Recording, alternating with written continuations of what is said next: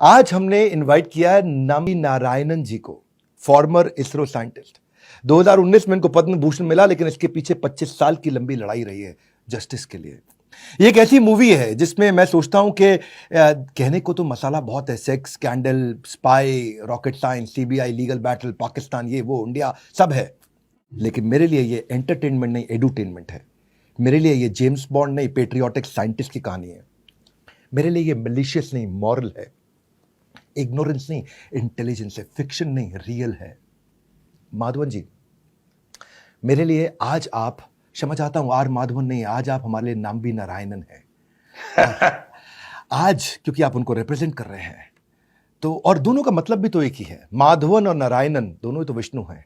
क्या बात है। दोनों का मतलब भी एक ही। पहले ये बताइए कि आपने एक ऐसी फिल्म बनाई जिसमें ना हीरोइन है, ना गाने हैं, ना फाइट सीक्वेंस है, और ऐसी मूवी में इतने साल लगा दिए आपने।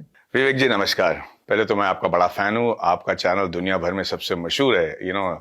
आपका चैनल वर्ल्ड रिकॉर्ड होल्ड करता है for being the largest entrepreneur channel on YouTube for entrepreneurs. आपके इतने सारे Guinness book of world records, माफ कीजिए मैं सही कह रहा हूँ, गिनेस वर्ल्ड रिकॉर्ड्स आपके हैं। That's right. तो ये तो आपकी अचीवमेंट की जो मतलब तारीफ जितनी की जाए उतनी कम है। और मैं आपको और आपके पूरे चैनल के व्यूअर्स को बधाई देना चाहता हूँ, and I am sure they are very proud to be part of this family. So congratulations, ये कमाल का अचीवमेंट है। और आप जैसे लोग भी हमारे देश के इंटेलेक्चुअल कैपिटल हैं। इस फिल्म को बनाने का मेरा मकसद यही था कि हमारे देश की इंटेलेक्चुअल कैपिटल बढ़े, और मैं उसका मतलब समझाता हूँ। जैसे आपने शुरुआत में कहा कि ये फिल्म सेक्स स्कैंडल है, केस के बारे में है, पाकिस्तान के बारे में। एक्चुअली दरअसल हमने इन सब चीज़ों को सिर्फ 6 या 7 मिनट हमारे फिल्म में दिखाया है, और उसकी वजह मैं आपको बताता हूँ कि क्यों हमें इसके बारे में नहीं जानना था।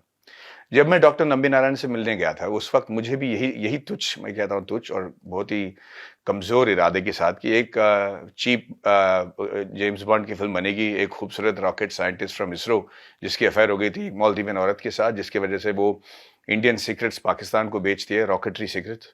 और उसके बाद उन्हें जेल में अरेस्ट किया गया और मारा गया और पीटा गया, लगभग जान से मार दिया गया। फिर भी वो बाहर निकले और अपने आप को निर्दोष साबित किया। ये कहानी थी। मुझे कहा ये तो बहुत अच्छा है यार, कर लेते हैं।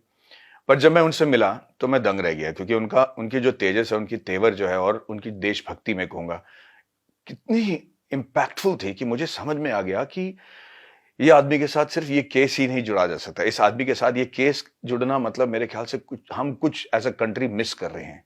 पर ये भी इतने अफसोस में थे, इतने गुस्से में थे, इनके होंठ फड़फड़ा रहे थे, इनके आंखों में आंसू थे, और ये कह रहे थे कि ये कैसे कह सकते हैं कि मैं एक ट्रीजन में, या मैं एक चोर हूं, या मैंने अपने देश को बेच दिया, मेरे देश की सीक्रेट्स को बेच दिया। और इस बात से वो बहुत प्रभावित ही थे और बहुत ही मतलब अफसोस जता रहे थे।